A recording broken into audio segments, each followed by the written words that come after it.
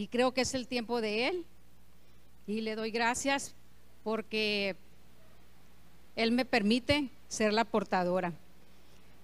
Vamos a leer nuestras Biblias bueno, está mejor para leerla acá. Nuestras Biblias las vamos a leer en Hebreos 12, del versículo 5 al 11.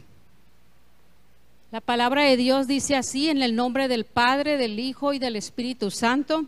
Y habéis ya olvidado la exhortación que como a hijos se os dirige, diciendo: hijo mío, no menosprecies la disciplina del Señor, ni desmayes cuando eres reprendido por Él. Porque el Señor al que ama disciplina y azota a todo aquel que recibe por hijo. Si soportáis la disciplina, Dios os trata como a hijos, porque ¿qué hijo es aquel a quien el Padre no disciplina? Hasta el 11. Pero si se os deja sin disciplina, de la cual todos han sido participantes, entonces sois bastardos y no hijos. Por otra parte, tuvimos a nuestros padres terrenales que nos disciplinaban y los venerábamos.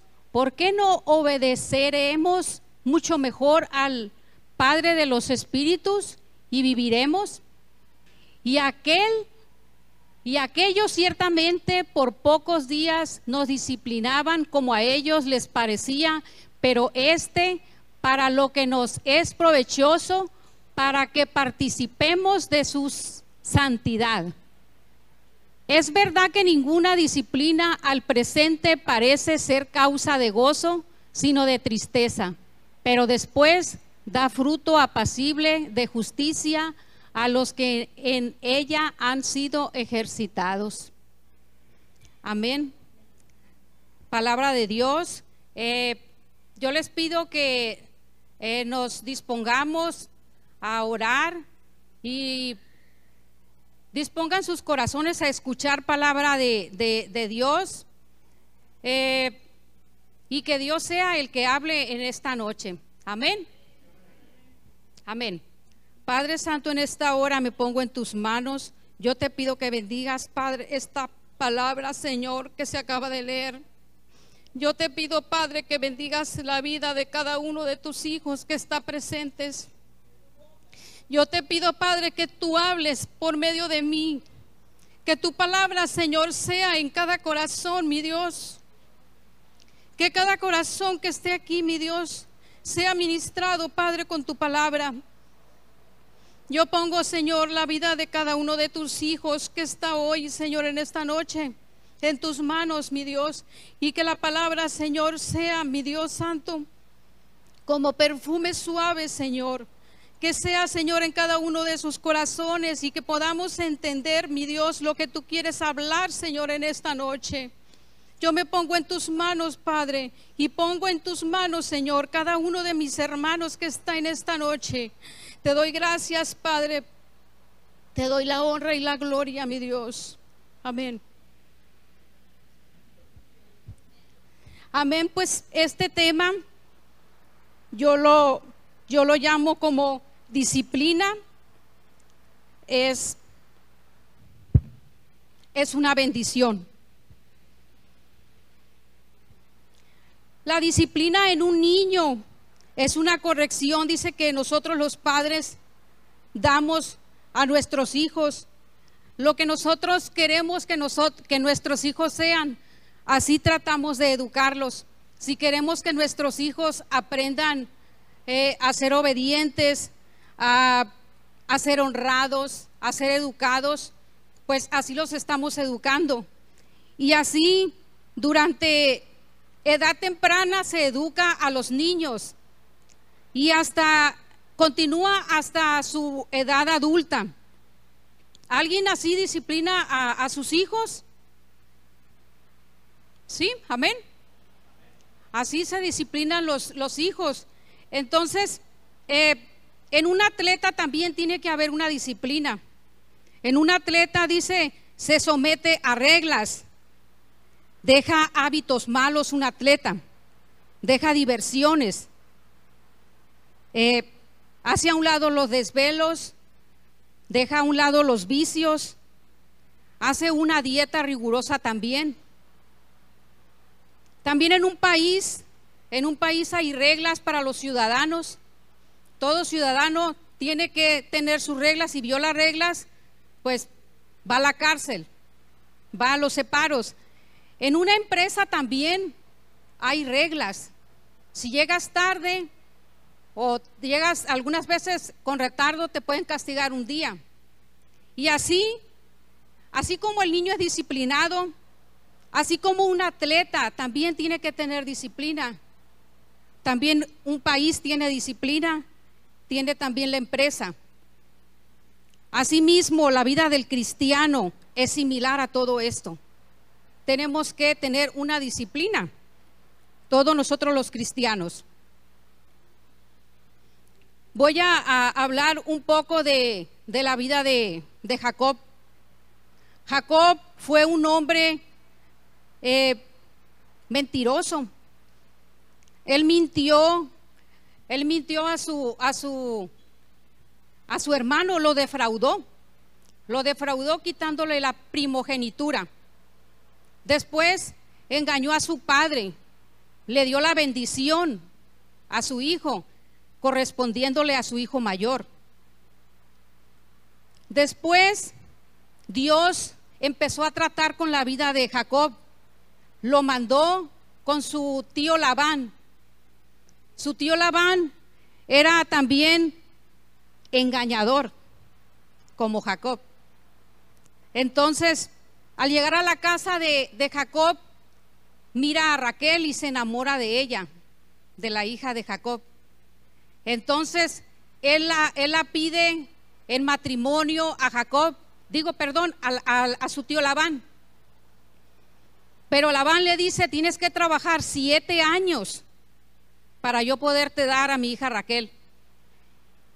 Y él acepta gustosamente y empieza a trabajar con él. Y al llegar los 7 años ya cumplidos, que trabajó por su hija Raquel, habla con Labán y le dice: pues tío, ya se cumplieron los 7 años para que me des a Raquel.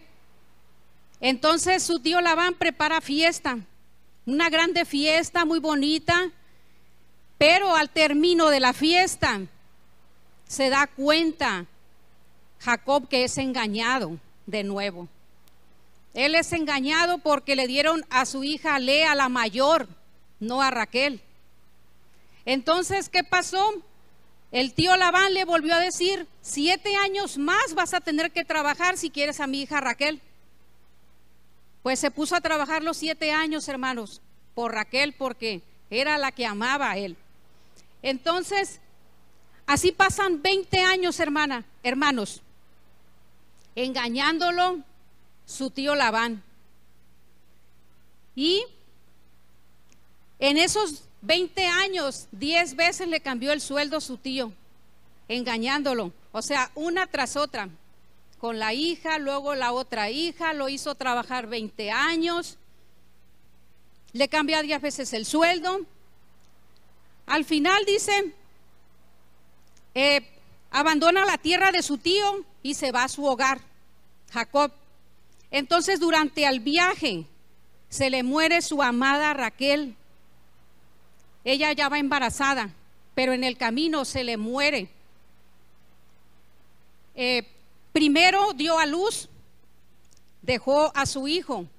Entonces, durante el camino, porque eran los caminos, iban a pie, y antes pues duraban hasta meses. Entonces, su esposa Raquel se enferma, pero primero dio a luz a su hijo, luego se enferma y se le muere. Entonces, pasa el tiempo, dice, fue engañado también por sus hijos. Jacob sigue engañado. Ya ven que su hijo consentido José, pues lo quería mucho, y allá en la casa donde andaban, hicieron un plan de que lo iban a matar. Entonces dijeron que no, lo echaron a un pozo y así, ya se sabe la historia. Entonces, los hijos lo engañaron nuevamente a Jacob y fue su vida así un engaño. Él engañaba y él engañaba también. Pero después, ya cuando le echaron mentiras sobre su hijo, él lo creyó. Él creyó la mentira esa, se lamentó, se rasgó sus ropas. Y Jacob dice, había sido engañado, pero también él fue engañador.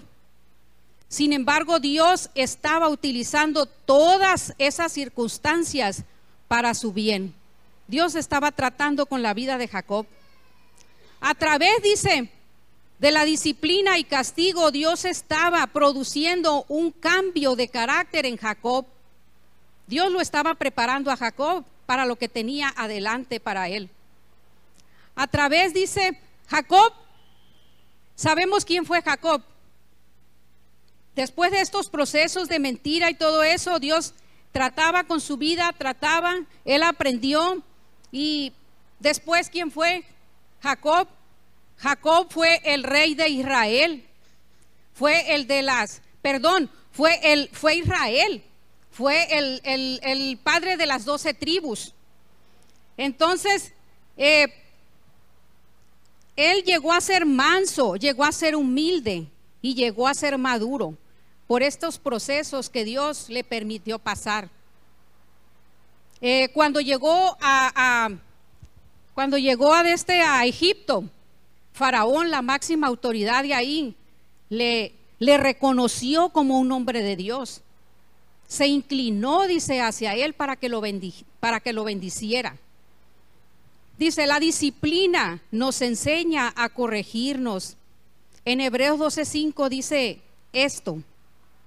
Dice, hijo mío, no tomes a la ligera la disciplina del Señor y no te des por vencido. El que tiene en poco la disciplina menosprecia su alma, mas el que escucha la corrección crecerá en entendimiento, como dice Proverbios 15:32. A ver qué dice 15:32, Proverbios.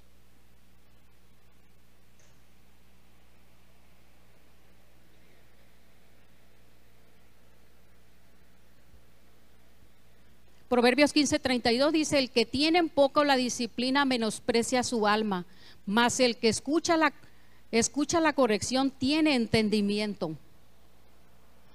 Dice que si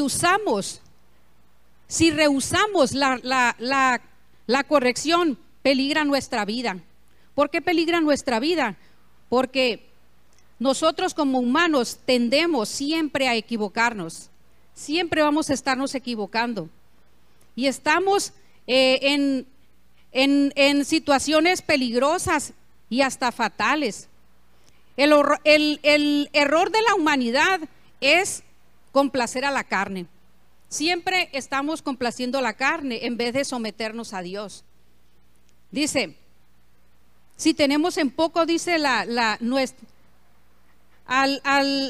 error de la humanidad es complacer la corrección. Y tiene en poco, dice, su alma y la dañan. Como padres terrenales, disciplinamos nosotros a nuestros hijos, como decía al principio, como nosotros pensamos que estamos bien. Y si les ponemos un castigo a nuestros hijos, aunque sea justo, podemos equivocarnos porque nosotros también pecamos y nosotros nos podemos equivocar. Pero Dios es justo y disciplina con un propósito y un buen objetivo. Una vida, dice, de santidad para parecernos cada día más y más a Él cada día. Toda corrección duele, por más buena que sea la intención, duele. Y más si afecta a nuestros bienes. A veces podemos perder bienes, podemos perder dinero, podemos no tener salud, podemos perder un ser querido. Pero todos nosotros, dice, miramos, todo lo que nosotros miramos mal o lo que miramos malo en los propósitos de Dios es una oportunidad para bendecirnos. Dice, Dios no disciplina a los inconversos, Él corrige a sus hijos. ¿Para qué, dice, nos sirve la disciplina? La disciplina, dice, nos sirve para perseverar y para tener paciencia. La disciplina, dice, para que persevera, dice, la disciplina en un atleta, él lo lleva a ganar. Dice, un corredor que hace una carrera de 10,000 kilómetros, no debe de salir, como dicen, a toda velocidad. No debe de salir a toda velocidad porque a la mitad del camino se va a cansar y no va a poder terminar la carrera porque se va a cansar. Debe de concentrarse en decir, voy a mantener un paso más o menos para llegar a la meta, y concentrarse en voy a llegar y con el mismo paso. Entonces, es así como puede ganar este atleta. La vida del cristiano, dice, es así. A veces, dice, nosotros los cristianos arrancamos a todo lo que da y tiramos la toalla. Nos cansamos de orar por nuestros hijos, nos cansamos de orar por nuestro esposo, nuestra esposa, por alguna necesidad o enfermedad, y Dios estaba a punto de darnos la bendición, pero nosotros nos cansamos y nos paramos. Y dice, ¿qué te lo impide? ¿Qué fue lo que te distrajo en la carrera esa que estamos llevando como cristianos? ¿Qué es lo que nos está impidiendo? Dice, ¿qué te distrajo? La desobediencia. Mientras íbamos en el camino, volteamos para atrás, cometemos un pecado, o vino el desánimo de nuestra vida. En Hebreos 12:1, ese está muy bonito, ese versículo. ¿Me lo pones otra vez, Eduardo, por favor?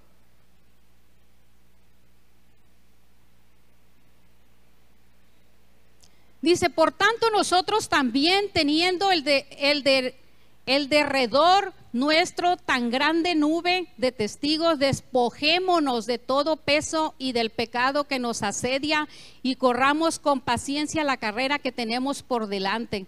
Dice ahí, despojémonos de todo peso.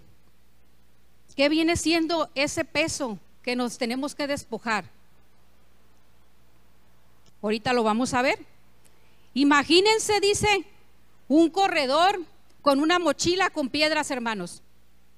Va a salir a correr, pero se pone una mochila atrás con piedras, agarra peso y va a correr. Y está otro corredor enseguida sin nada. ¿Quién cree usted que se va a cansar primero? ¿El que lleva las cargas o el que no lleva las cargas? El que lleva las cargas se va a cansar.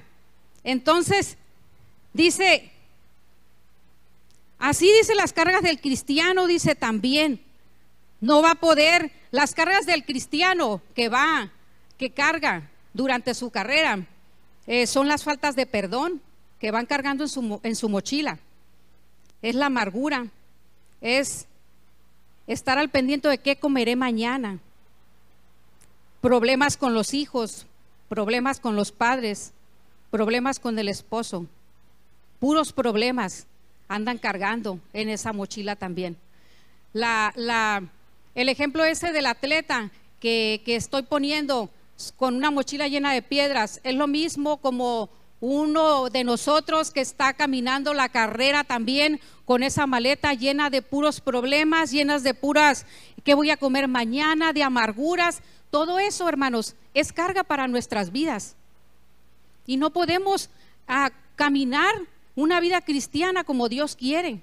Dios quiere que nos despojemos, como dice ahí Hebreos 12:1. Entonces, lo que Dios quiere es que nos despojemos, porque si no, no vamos a llegar a la meta que queremos llegar. definitivamente no vamos a llegar porque nos vamos a parar a medio camino. Dice,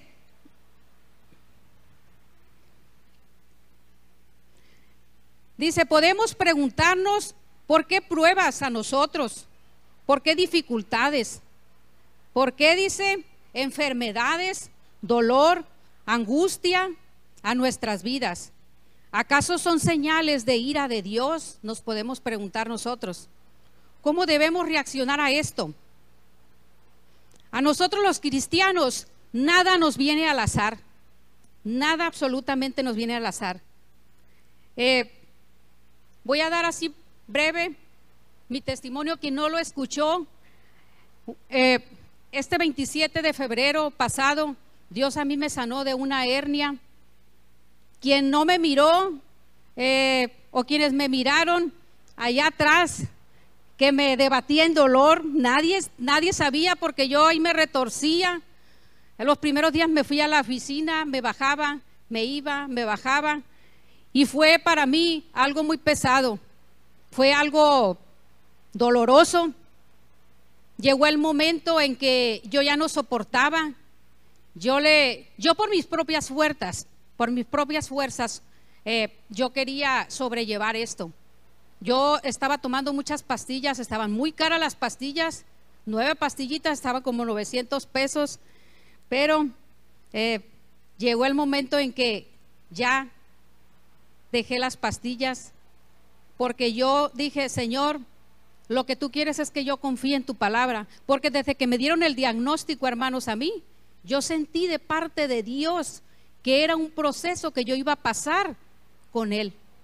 Era un proceso que estaba entre Dios y conmigo.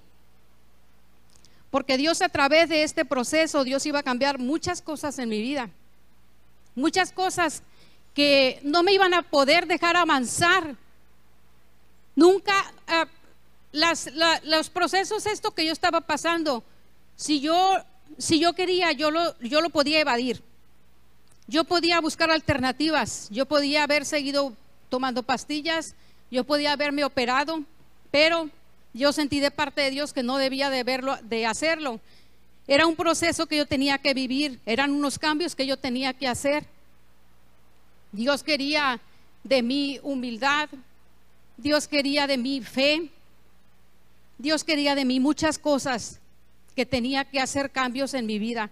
Entonces yo acepté el proceso de Dios, lo puse en manos de Él, dejé pastillas, confié en el Señor, me puse en sus manos y le dije, Señor, que se haga tu voluntad, yo voy a aguantar, si tú no me sanas, no importa, yo voy a seguir haciendo tu voluntad, yo voy a hacer lo que tú quieres, yo necesito ser quebrantada para hacer cambios los que tú quieres hacer en mi vida. Entonces yo decidí hacer ese proceso. Bendito Dios, 11 meses me duró nada más. La verdad que yo pensé que me iba a durar más tiempo, pero una mañana yo no podía ni siquiera mover el brazo. Una mañana yo amanecí arriba del brazo, yo no podía orar tampoco, no me podía hincar. Me hinqué ese día también y yo me quedé que no lo podía creer, porque Dios ya me había sanado y se siente tan bonito. Todavía no tengo palabras, no, la palabra que yo quisiera expresar y decirles lo que yo sentí, no puedo, porque es muy bonito el que recibir una sanidad. Es algo sobrenatural, es algo muy bonito que el poder de Dios solamente lo puede hacer. Pero eso es solamente si tú te enfrentas a decir, me decido a hacer este proceso, Señor, porque yo quiero que tú cambies mi vida. Lo que tú quieras cambiar, Señor, cámbialo. Y yo me puse en sus manos y decidí, Señor, hacer ese proceso con Él. Gracias a Dios. Dios nos da libertad de elegir si hacemos el proceso, si lo evadimos, si buscamos alternativas. Dios dice, tiene algo para nosotros. O también dice, lo podemos evadir, dice, pero perderemos el beneficio de tratar con Dios. Dios trató muy bonito conmigo. Si nosotros evadimos algún proceso que estamos pasando, nos vamos a perder la bendición de conocer más a Dios, porque lo conocemos de otras maneras. Dios dice, se vale de las circunstancias adversas de la vida para formar nuestro carácter y nuestra imagen. Dios, por medio de eso, Dios hace cambios. Dice, escuchar la palabra disciplina, dice, luego pensamos en azotes. Pero Dios dice, nos disciplina con instrucciones, con educación, con corrección y con advertencias. Así nos educa el Señor. Aceptemos, dice, la disciplina, no cortemos los procesos, porque vendrán otros que van a ser más difíciles. Si nosotros estamos pasando por un problema, por lo que sea, si nosotros en nuestras propias fuerzas lo evadimos, sí podemos, pero al rato va a venir otro y lo evadimos y viene otro, hermano, y cada vez es peor. Así es que vale más decirle a Dios, está bien, yo me someto a ti y yo acepto este proceso. Hay grandes, dice, escalones en la escuela de Dios, y los ascensos solos los da Él. Es como en la escuela, cada proceso que nosotros brincamos o pasamos, subimos un escalón para Dios. Dios nos está preparando en cada proceso. En el caminar del cristiano va a ser puro proceso lo que vamos a estar viviendo. Es mentira eso que dicen, vienes a la iglesia, ya te convertiste, todo va a ser bonito, no va a haber problemas. No es cierto, no es cierto. Hay más problemas a veces. Estamos proceso tras proceso, pero ellos nos están llevando cada vez a Dios si somos obedientes y decidimos hacer esos procesos con Él. Ninguna disciplina, dice, resulta agradable. Claro que no, porque lo estamos viviendo el dolor. Dice,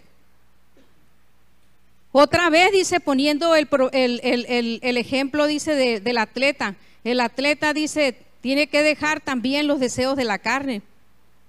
¿Y cuáles son los deseos de la carne de este atleta? Pues los postres, los desvelos, divertirse. Todo eso tiene que dejar el atleta. También el atleta tiene que ponerse disciplina si quiere ganar, si quiere llegar a la meta. Dice, los procesos duelen. Está cerca, no me he puesto los lentes, hermanos, y el Señor me ha permitido ver. Los procesos duelen, dice. Las experiencias más profundas de adoración son los días oscuros. Cuando tu corazón está dolido porque se siente abandonado, se siente solo, las oraciones son más auténticas y sinceras, y solo ahí es donde podemos conocer más. De otra manera no podemos. Sí es cierto esto. Cuando estamos en el pleno dolor, cuando yo me levantaba en la madrugada, cuando el dolor no me dejaba dormir, yo me iba a la sala a caminar.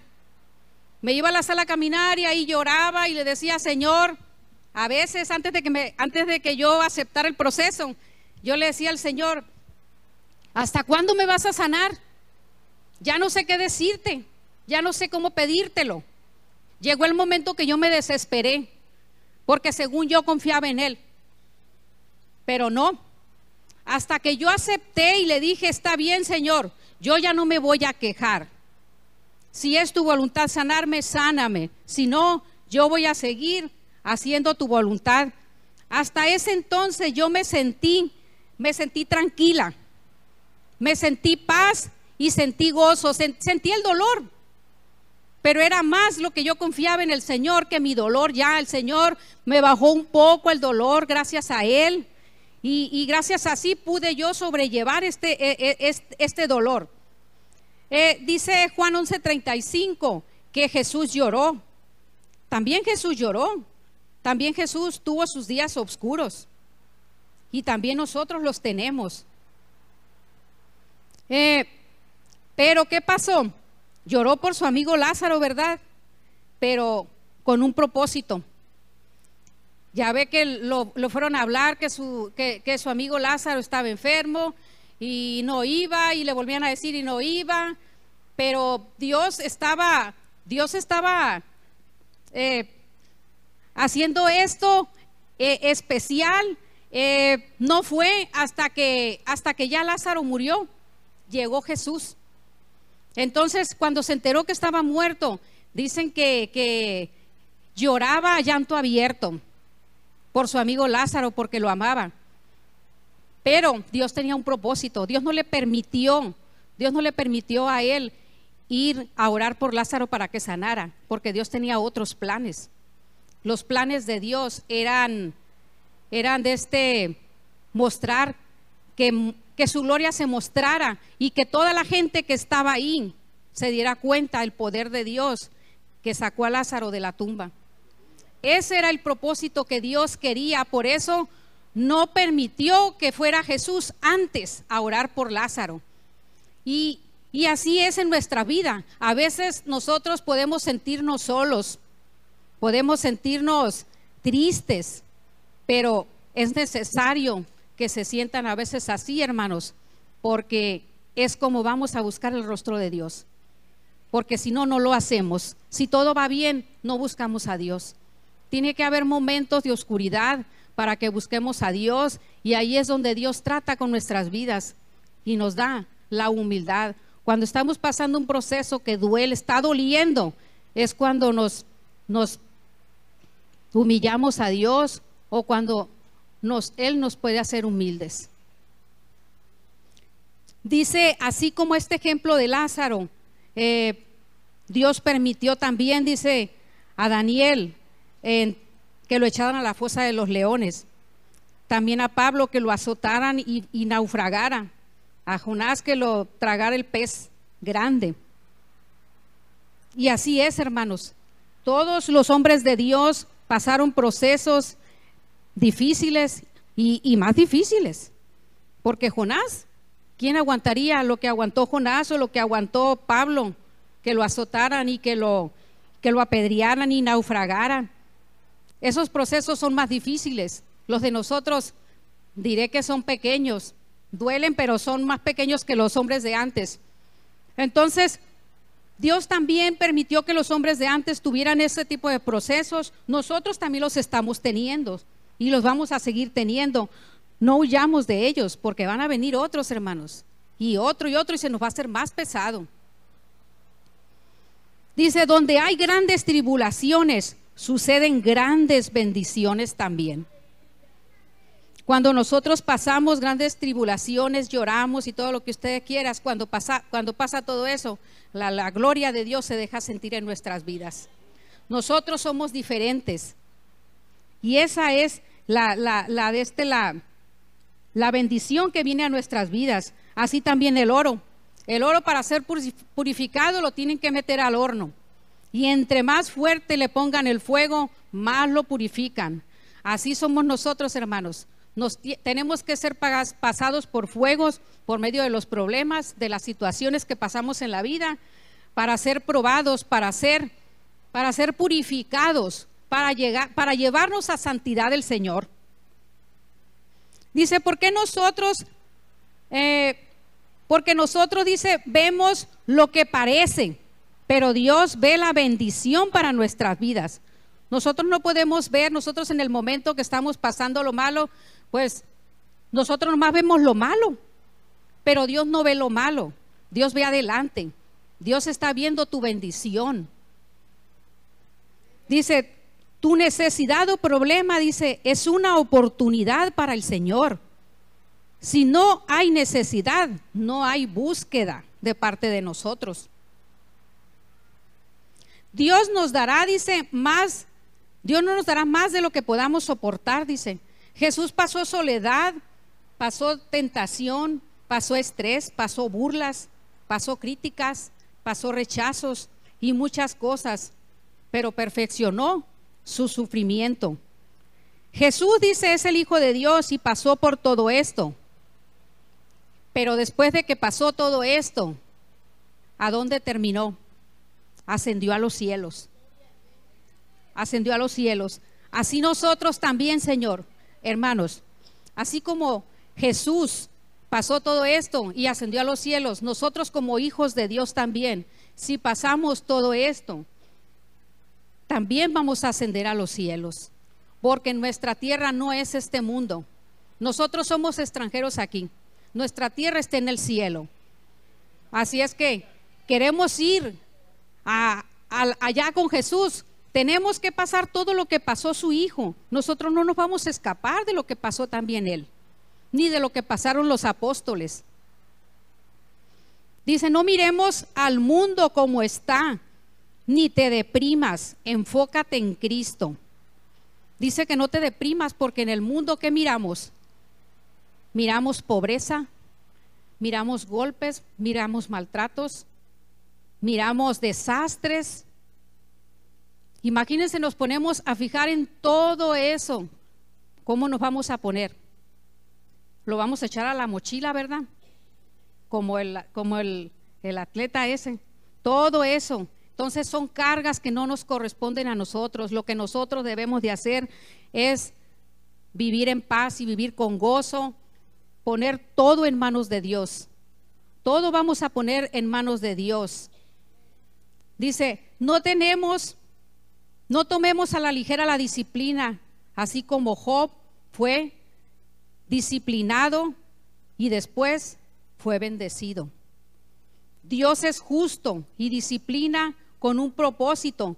Toda corrección duele, por más buena que sea, pero produce cosecha de una vida recta y una vida santa.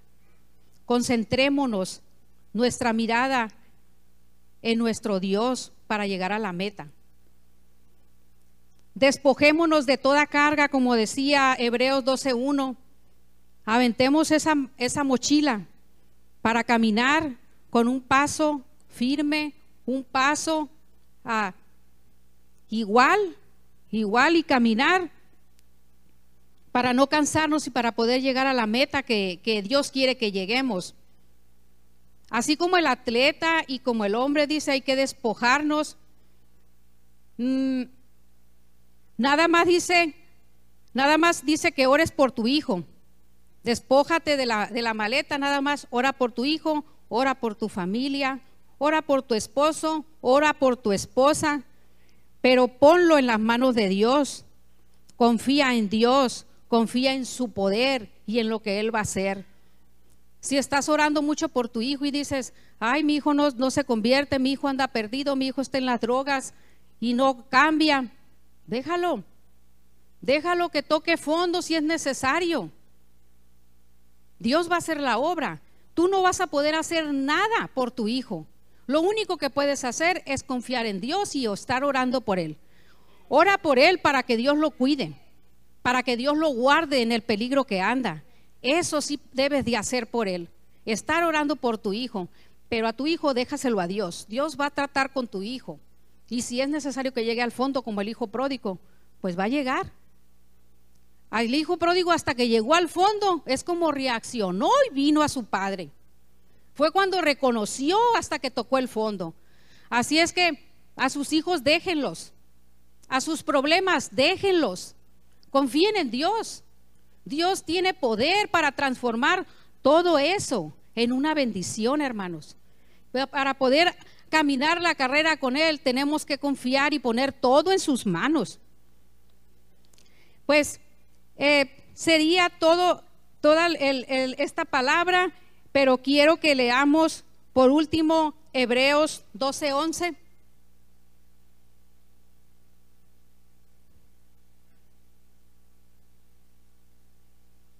Hebreos 12:11 dice, en verdad que ninguna disciplina al presente parece ser causa de gozo, sino de tristeza, pero después da fruto apacible de justicia a los que en ella han sido ejercitados.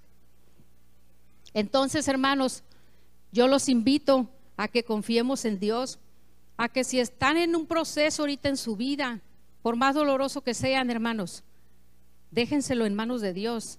Si Dios lo hizo con los apóstoles, lo hizo con su Hijo, lo hizo conmigo, lo puede hacer con ustedes también.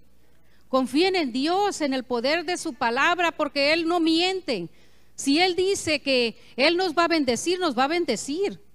Y al contrario, aceptamos los procesos y vamos creciendo en Él. Así es que pongámonos en manos de Dios, confiemos en su palabra.